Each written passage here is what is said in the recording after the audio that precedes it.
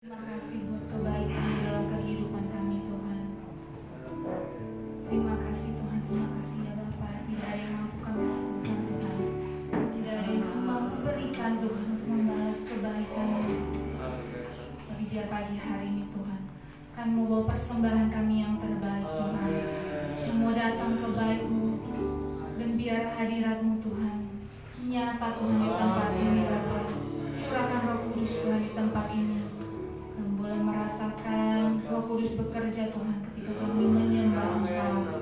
Terima kasih Tuhan, terima kasih ya Bapa. Kami menyerahkan ibadah kami pagi hari ini ke dalam tangan-Mu. Berkati setiap kami Tuhan, biar kami mau fokuskan pikiran kami, hati kami Tuhan untuk memuji Engkau Tuhan. Terima kasih ya Tuhan, terima kasih ya Bapa. Siaplah hati kami Tuhan untuk memuji Engkau. Hanya di dalam nama Yesus kami berdoa, setiap kita yang siap memuji Tuhan sama-sama katakan amin. Haleluya. Saya undang kita semua bangkit berdiri. Kita mau datang ke baik Tuhan. Kita mau bersyukur. Oh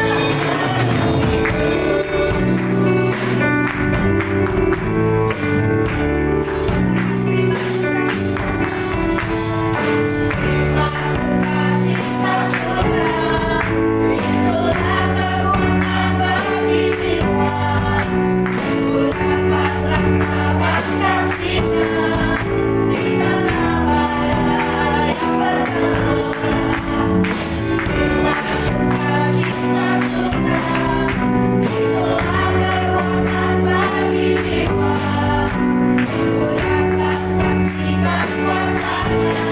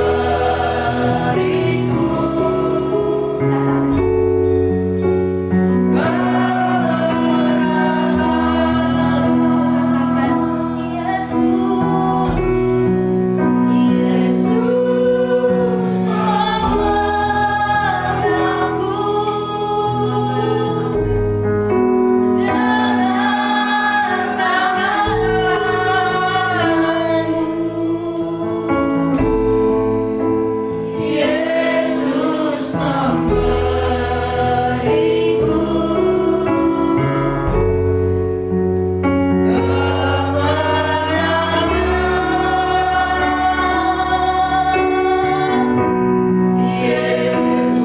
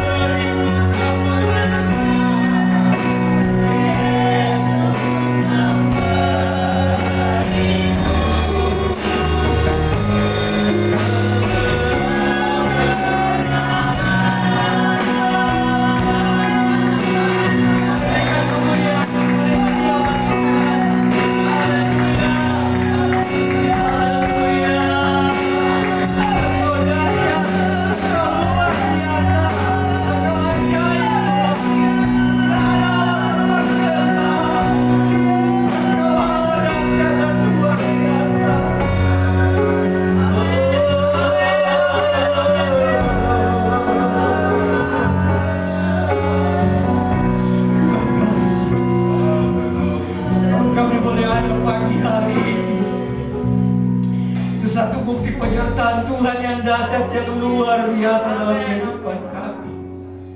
Itu satu bukti bahwa kami hidup berkemenangan bersama dengan Tuhan. Terima kasih Tuhan. Pujian kami yang kami naikkan kepada Tuhan merupakan satu doa dan pernyataan kami di hadapan Tuhan, bahwa tidak ada Allah yang seperti Engkau. Tidak ada seorang pun yang bisa menolong kami selain Engkau, Allah kami yang dahsyat, yang luar biasa. Terima kasih Tuhan. Kami percaya setiap korban pujian telah naik di hadapan hadirat Tuhan bagi kami dupa yang berbau harum dan menyenangkan hati-Mu Bapa. Terima kasih Tuhan. Tiba saatnya kami akan mendengarkan kebenaran firman Tuhan. Kau urapi hamba-Mu, urapi firman-Mu. Pakai hamba-Mu menjadi berkat bagi kemuliaan nama-Mu. Urapi setiap telinga yang mendengarkan firman Tuhan. Bahkan doa hamba-Mu, Kau buka pikiran kami supaya kami mengerti akan kebenaran. Terima kasih Bapa. Berfirmanlah bagi kami semua, karena kami sudah siap mendengarkan kebenaran firman-Mu. Dalam nama Tuhan Yesus. Yang siap diberkati sama-sama katakan amin. Puji Tuhan, silakan duduk. Haleluya. Haleluya. Puji Tuhan. Saudara yang diberkati oleh Tuhan, terima kasih kepada Bapak Gembala yang mempercayakan kami kembali untuk melayani pekerjaan Tuhan pada pagi hari ini. Saudara, ada satu lagu lama yang lagu Pantekosta lama ini sebenarnya saudara, yang sering kali dinyanyikan di ketika kita doa pertengahan minggu atau doa bersama ya. Lagunya itu judulnya Kalau Ku Mencari Damai. Saya sudah catat tadi di situ. Kita akan coba tetap nadanya D. Kita belajar lagu ini dulu, karena khotbah saya berkaitan dengan lagu yang akan kita nyanyikan. Kalau ku cari damai, hanya ku dapat dalam Yesus. Kalau ku cari ketenangan, hanya ku temui di dalam Yesus. Tak satu pun dapat menghibur, tak seorang pun dapat menolong. Hanya Yesus, hanya Yesus, jalan hidupku. Kalau ku cari damai, kalau ku cari damai, amin, hanya ku dapat dalam Yesus. Kalau ku cari ketenangan, hanya ku temui di dalam Yesus. Tak satu pun dapat menghibur, tak seorang pun dapat menolong. Hanya Yesus, hanya Yesus, jalan hidup. Bersamanya,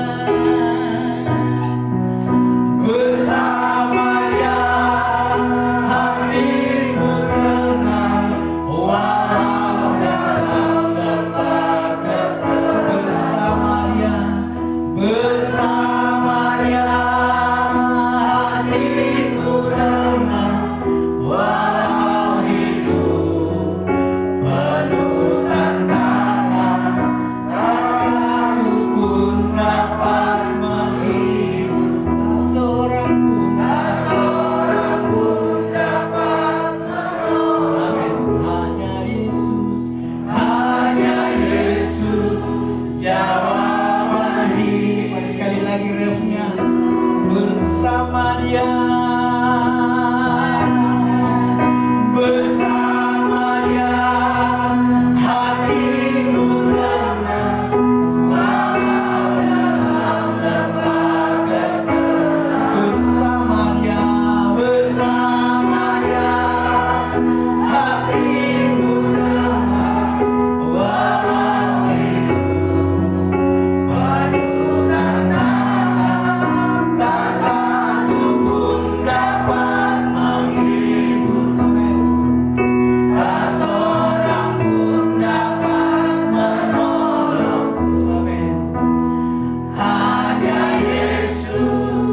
yang memberi. Amin. Saudara, pujian ini mengatakan bahwa kalau saudara mau cari damai, ya, damai itu tidak ada di bar-bar, ya, mungkin ada di sana tapi semu, ya, sementara. Damai itu tidak ada di klub-klub malam, ya. Damai yang sesungguhnya kalau saudara ingin alami dan nikmati itu hanya di dalam Yesus. Amin. Ya. Saudara juga mau cari jawaban, ya. Gak usah cari ke tempat yang lain, gak usah cari dukun, ya, menjawab atas semua pergumulan saudara. Firman Tuhan katakan hanya Yesus satu-satunya jawaban dalam kehidupan kita. Buka Ayub, kita akan belajar mengenai Ayub pagi hari ini. Ayub pasalnya yang ke-7. Ayub pasal 7, kita akan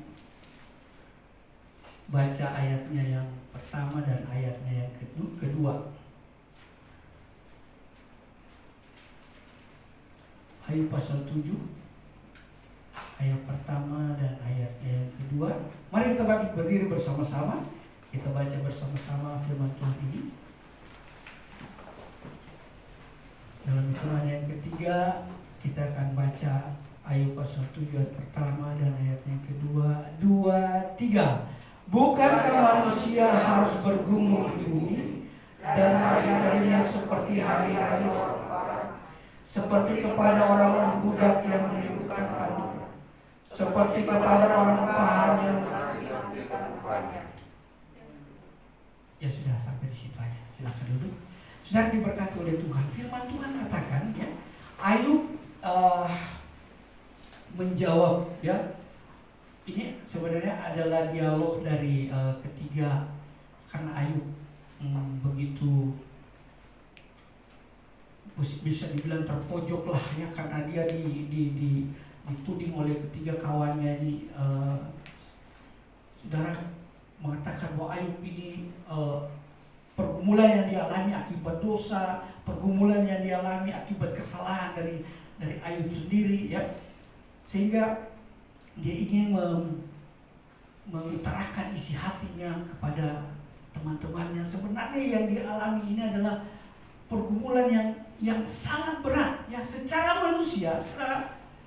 Dia rasanya tidak mampu dan tidak bisa berbuat apa. Nanti kita akan melihat bagaimana pernyataan-pernyataan Ayub selanjutnya. Dia katakan, bukankah manusia harus bergumul di bumi? Ya, saudara, yang namanya manusia yang hidup di bawah kolong langit ini pasti hidupnya penuh dengan pergumulan, ya. Kalau saudara mau lihat orang yang tidak punya pergumulan itu, saudara bisa dapatkan di lampu merah, mungkin di pinggir-pinggir jalan, yang ketawa sendiri, yang melihat daun bergoyang ketawa. Nah, itu orang-orang yang tidak punya pergumulan, ya. Orang-orang bilang itu sudah tiga kuar atau gimana ya istilah sana tuh, miring, saudara, ya, otaknya sudah koslet. Saya melihat ada banyak anak muda, saudara, yang, ya, sepertinya tidak punya beban, sepertinya tidak punya, ya, ketawa sendiri di jalan, tiba-tiba dia ngoci sendiri, dia pukul-pukul sendiri.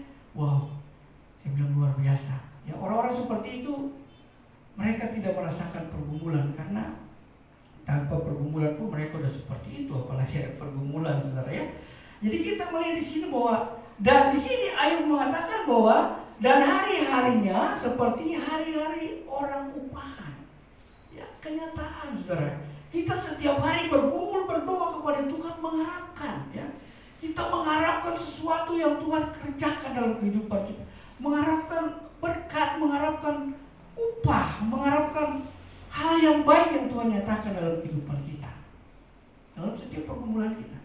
Namun kita lihat di sini bahwa tidak hanya itu saja, yang seperti kepada seorang budak yang merindukan naungan, ya, dari seorang tuan yang mengayomi dia, yang memberikan dia hidup nyaman, ya, yang bisa memberikan dia status dalam hidupnya. Ya, namanya budak gak ada statusnya, saudara, ya, karena memang dia menjadi budak, ya, untuk diapakan aja udah bisa kepada budak ini, saudara. Saudara, kita lihat di sini bahkan firman Tuhan mengatakan, ya, Ayub ini ya, pernahkah saudara menimbang pergumulan saudara ya? Saudara datang dan saudara minta kepada engkau atau di toko, atau saudara ambil timbang sini dan timbang antara pergumulan saudara dengan mungkin ada sesuatu yang saudara merasa berat di sana, entah itu besi entah apa ya. Kalau Ayub ya, coba kita buka Ayub pasalnya yang ke-6.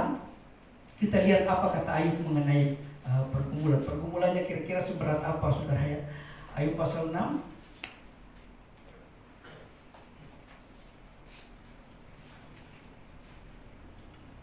ayat 2 dan ayatnya yang ketiga.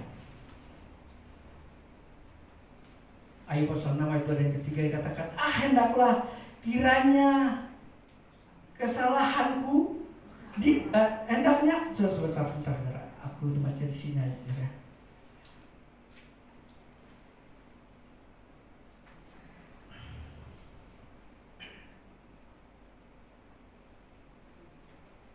Oke. Sekiranya hendaklah kiranya, saya minta satu orang tolong baca dong. Kecepatan aku ini kurang jelas saudara ya. Dinaikin juga susah dia. Oke. Ayub 6 ayat 2. Iya. Hendaklah kiranya kekesalan hatiku ditimbang dan kemalanganku ditaruh bersama-sama di atas neraca. Terus ayat 3. Maka beratnya akan melebihi pasir di laut. Oleh sebab itu tergesa-gesalah perkataanku. Ya.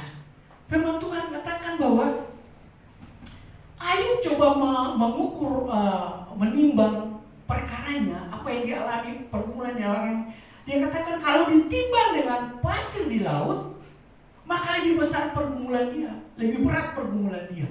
Saudara kita, saya ini anak tinggalnya dekat pantai, dan saya tahu bahwa kalau pasir di laut itu berat, ya, berat saudara ya. Dan ditimbang dengan apapun, ya, kalau sama takarannya pasti pasir di laut itu lebih berat. Kenapa? Karena ada unsur air di dalamnya. Ya. Tapi Ayub mengatakan di sini bahwa kalau ditimbang pergumulannya dengan pasir di laut, masih lebih berat pergumulannya. Bahkan kita lihat di sini bahwa luar biasa.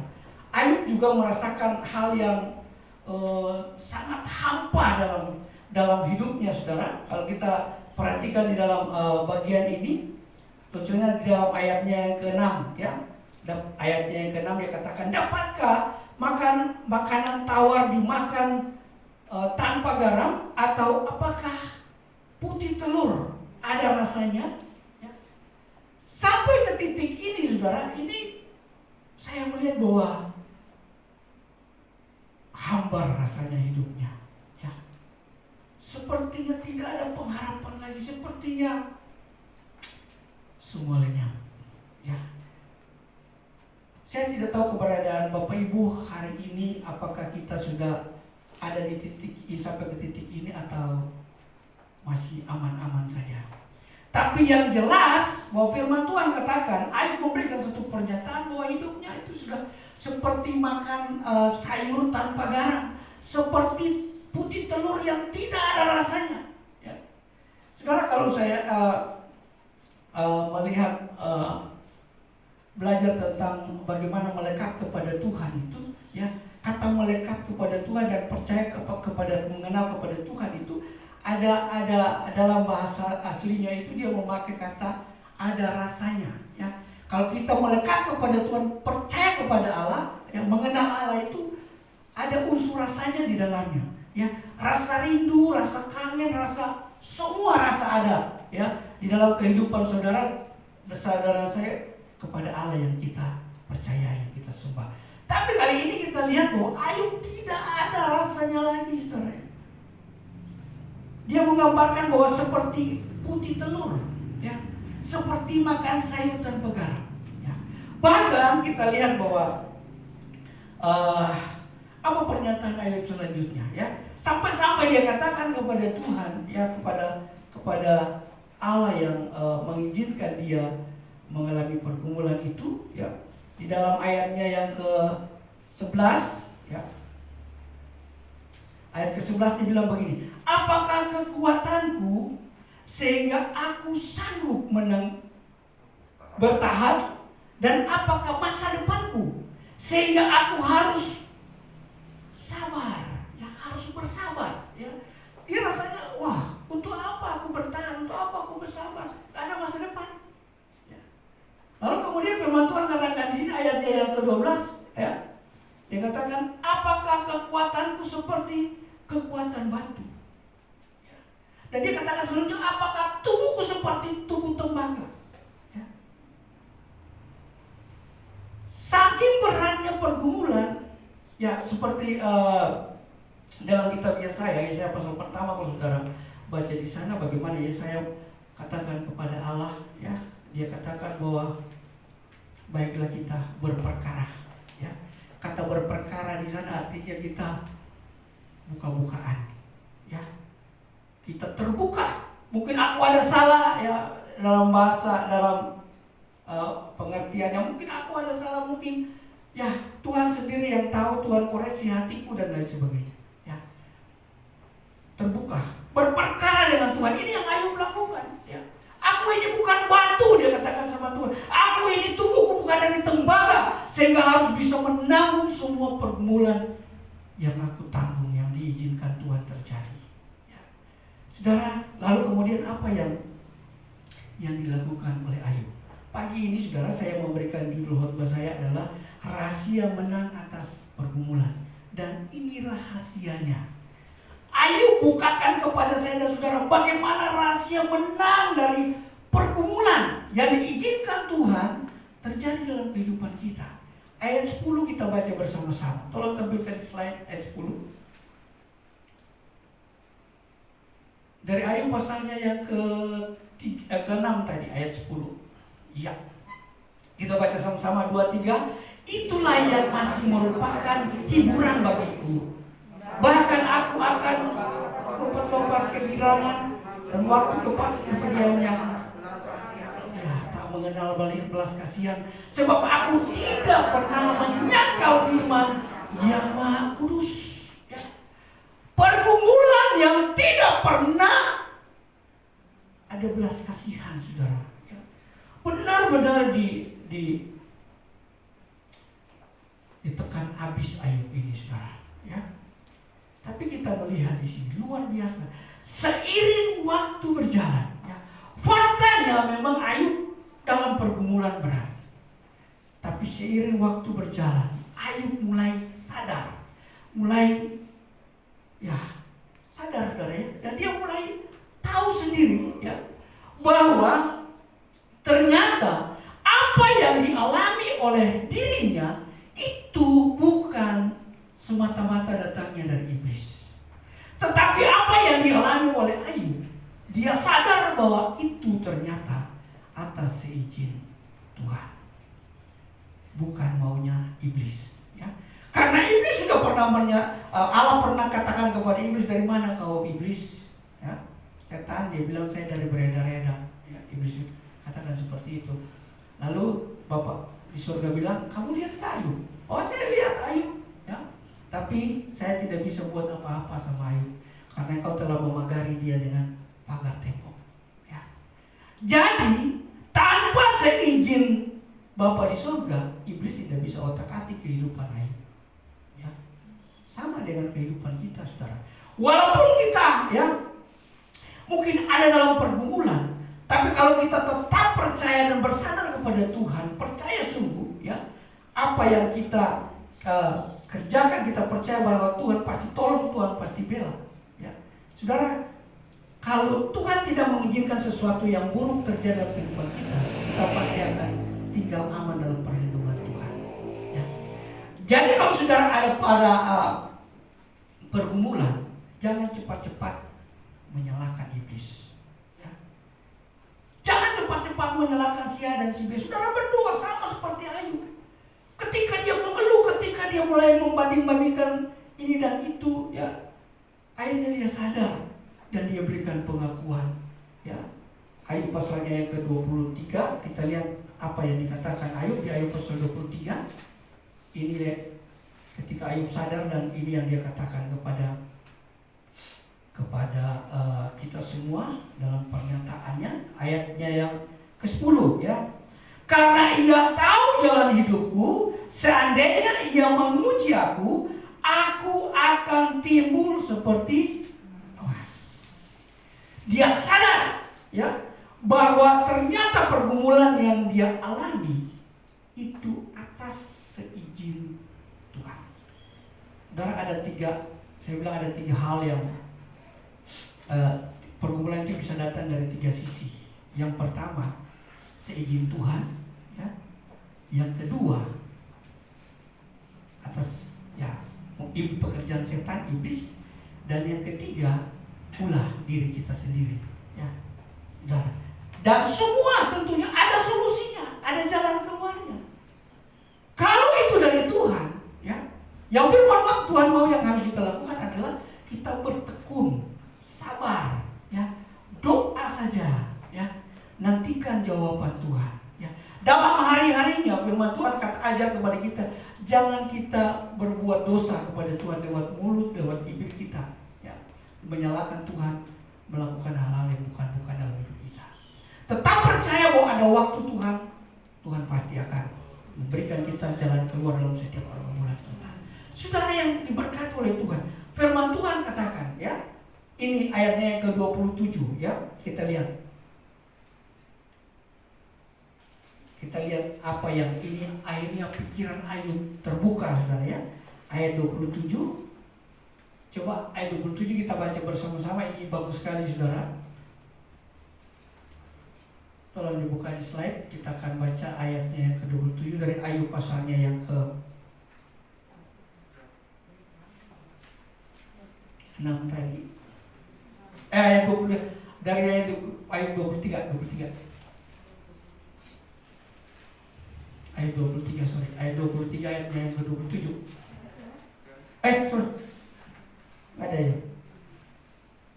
Oke. Gini bunyinya begini saudara. Ada satu kebenaran di Ayub itu ayat 3 atau Ayub ya, aku lupa catat ini, tapi aku catat ayatnya, dia bilang begini. Sebab bukan karena kegelapan aku binasa. Ini dia. Bukan karena kegelapan aku binasa, dan bukan juga karena mukaku ditutupi kegelapan. Ya. Ayat berapa? Ayat 17. Ayat 17 ya. Itu saudara ya. Saya salah catat ini ayat 27 ya, ayat 17. Bukan karena ya kegelapan ya aku binasa.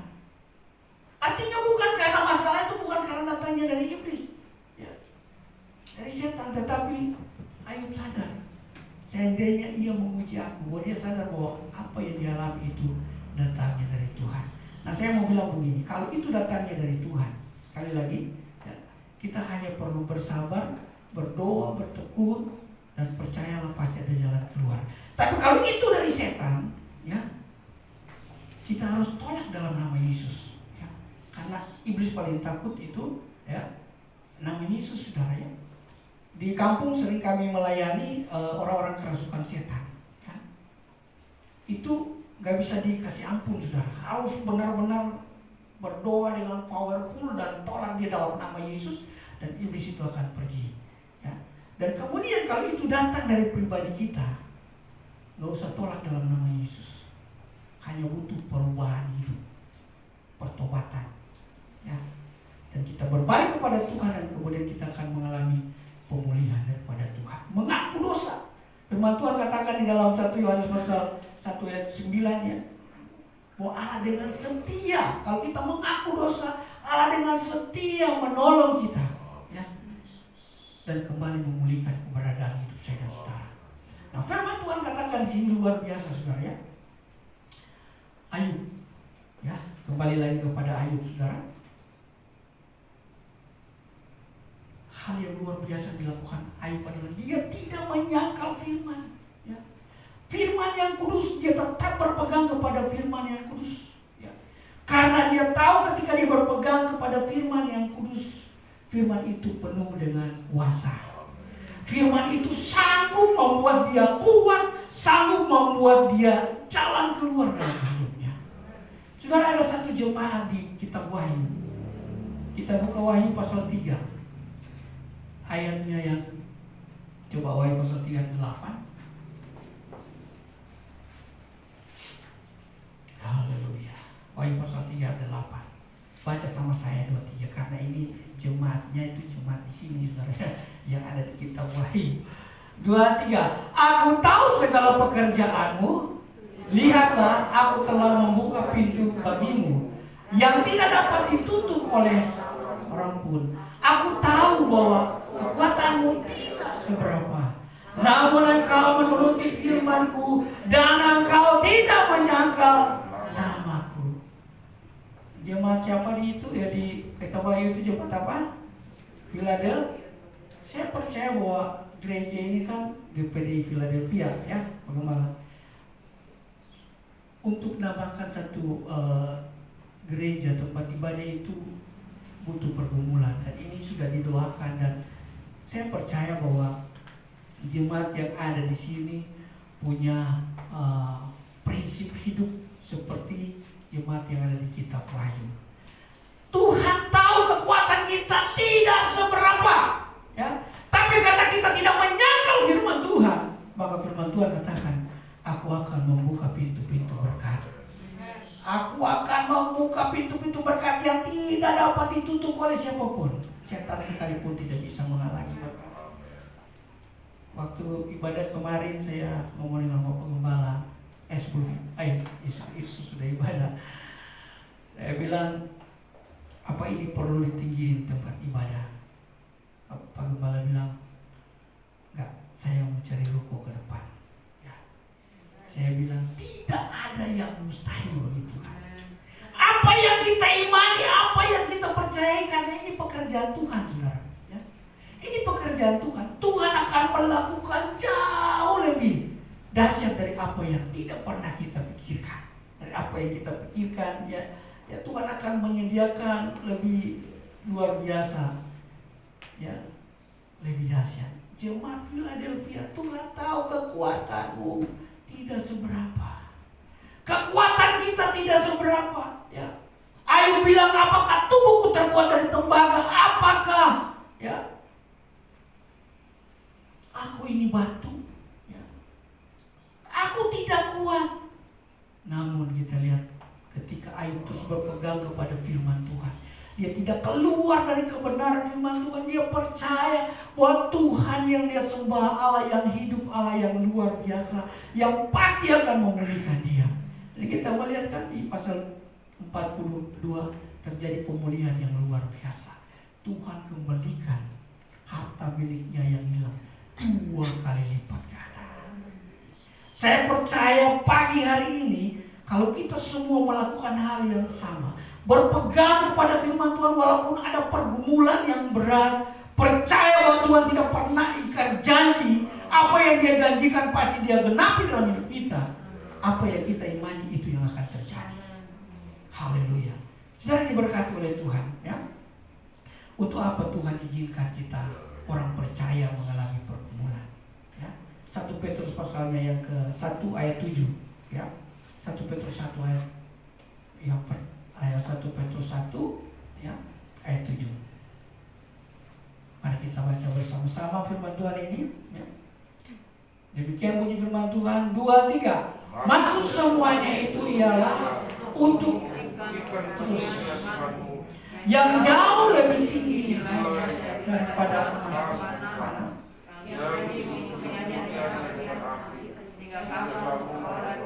pujian dan kehormatan pada hari Yesus Kristus menyatakan dirinya.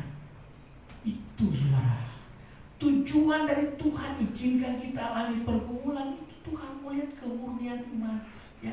Apakah pada waktu kita diberkati saja kita katakan, oh Tuhan Engkau dahsyat, Engkau luar biasa, haleluya, ya. Ataukah dalam pergumulan kita masih tetap berkata Engkau dahsyat dan luar biasa? Itu yang Tuhan hentikan, saudara. Mau diberkati, mau diizinkan Tuhan masih dalam pergumulan, kita akan tetap berkata, Tuhan engkau dahsyat, engkau luar biasa, engkau tetap baik dalam hidupmu. Ya. Ada banyak kali kita saudara ya diberkati, oh haleluya. Tapi begitu Tuhan izinkan masuk dalam pergumulan, hal lupa terjadi. Ya. Hal lupa itu artinya lupa firman, lupa nasihat gembala, lupa semua, lupa saudara ya, lupa. Yang dia ingat bahwa pesan dari temannya, oh ada orang pintar di sini, kamu boleh ke sana, pasti kamu akan dapat jalan keluar. Ya. Ujian tadi mengatakan bahwa tidak ada pertolongan di muka bumi ini yang bisa menolong saya dan saudara dari pergumulan. Hanya Yesus satu-satunya. Amin. Daud katakan, aku melayangkan mataku ke gunung-gunung. Dari mana datangnya pertolongan?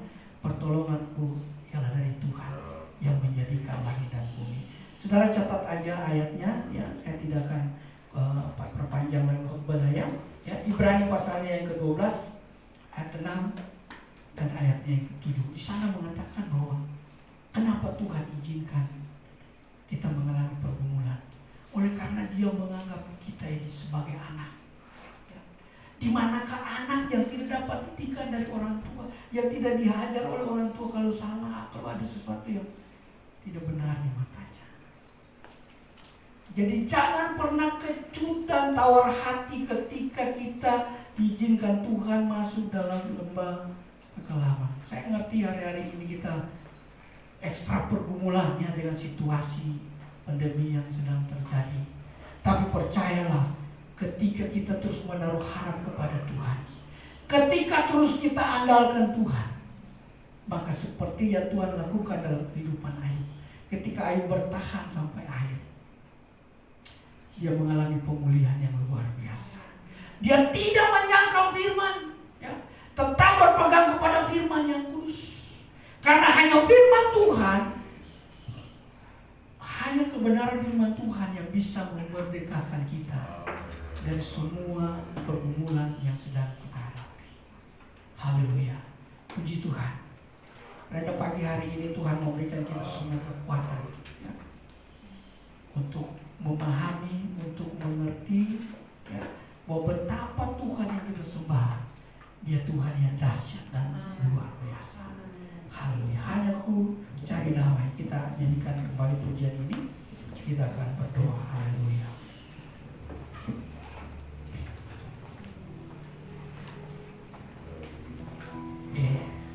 Hanya ku cari damai, hanya ku cari